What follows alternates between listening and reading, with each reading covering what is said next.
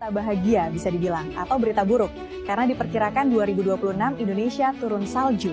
Ya, Anda tidak salah dengar, Indonesia akan turun salju pada tahun 2026, walaupun Indonesia dikenal dengan negara tropis. Penurunan suhu drastis di Antartika akibat pemanasan global membuat udara dingin terbawa angin hingga ke Indonesia. Hai semua, hadir dari kelompok bahagia. Sini kami akan memerankan drama kami yang bertemakan hoax dan penanggulangannya. Selamat menyaksikan. Halo, perkenalkan nama saya Malikul Solerang Putih dengan NIM 241121168 kelas SIA Pagi. Perkenalkan, nama saya Andrea Fredo Bukur dengan NIM 241121573 kelas SIA Pagi. Hai, aku Kartika Damayani Saragi dengan NIM 241121861 kelas SIA Pagi. Hai, perkenalkan nama saya Andi Priscilia Girsang dengan NIM 2411261 kelas SIA Pagi.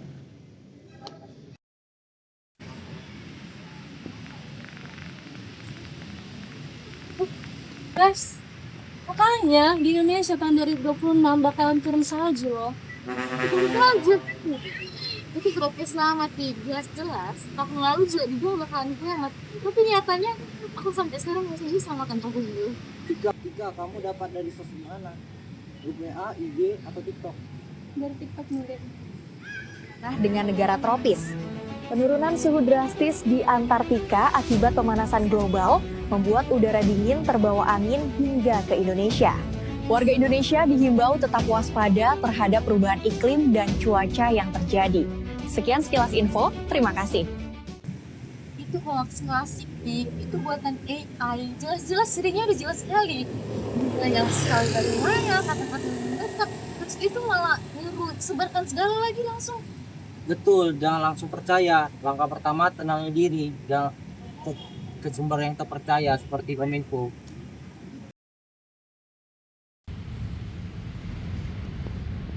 Ya ampun, ternyata nggak ada berita turun salju sama sekali. Ternyata itu hoax.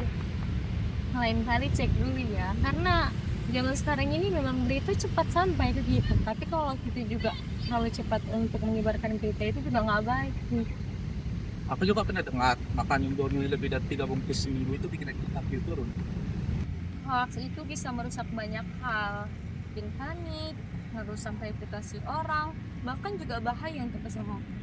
Makanya kita sebagai mahasiswa kita harus belajar literasi digital supaya tidak gampang kemakan omongan hoax.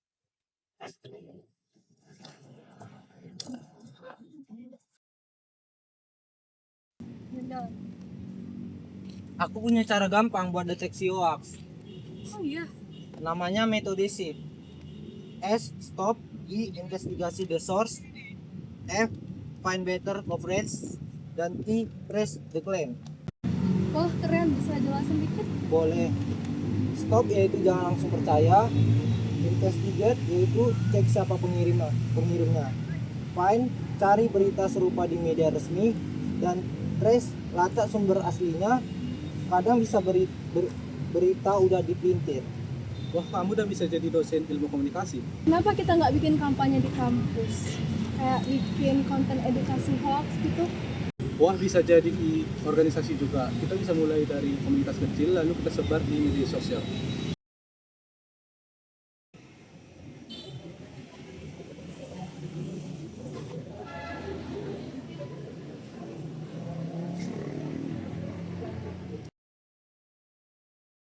Lima ciri berita hoax. Dan meme lucu, misalnya hoax. Jangan sampai jempolmu lebih cepat dari otakmu. Kalau kita konsisten, bisa saja jadi program resmi kampus. Dan kita juga bisa jadi role model buat mahasiswa lain karena tugas kita bukan cuma kuliah, tapi bisa jadi bagian dari perubahan. Hoax itu seperti virus, menular cepat, merusak diam-diam, tapi kita bisa jadi antibodinya. Aku dulu paling gampang panik, tapi sekarang aku belajar untuk nggak asal mudah percaya. Aku belajar untuk tahan jempol. Soalnya jempol doang yang nggak bisa dikasih rem. Dan aku percaya bahwa kita berempat bisa jadi awal dari perubahan besar. Saling sebelum sharing, text to sekian video dari kami. Terima kasih telah menyaksikan.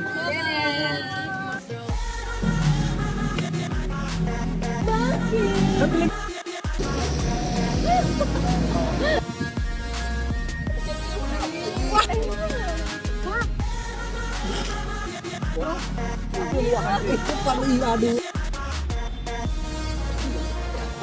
Ini komunikasi. Ulang-ulang.